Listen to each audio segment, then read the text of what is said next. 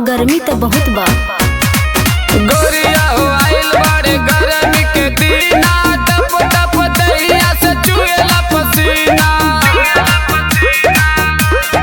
तब बोला कवन बड़ी करा दवाई। अंदर कोठरिया में कूलर लगवा दी, बाहर सरिया में फैन टंगवा दी।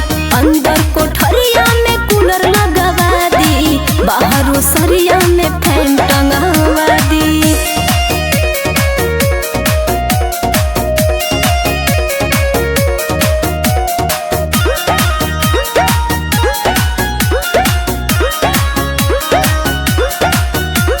पूर्वी बयरिया के गजबे बहार बा, कूलर फैन से अलग जोरदार बा।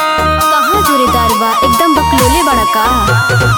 ओकर का ढेट राजा कब तक चलेला, कूलर के हवा तो हरदम लगेला।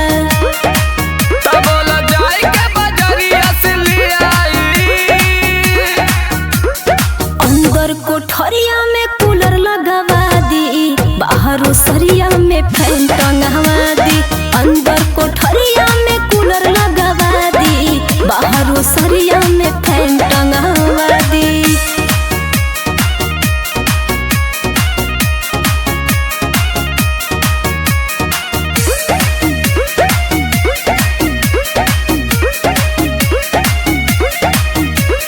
जाता ने बाजारे मंगईबू करानी, कहत लादी बिस्लेरी का पानी।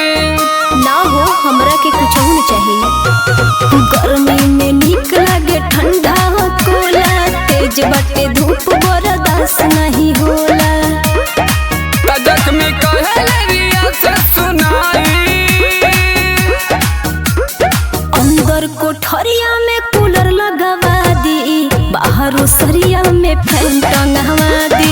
अंदर कोठरिया में कूलर लगवा दी, बाहर सरिया में फैन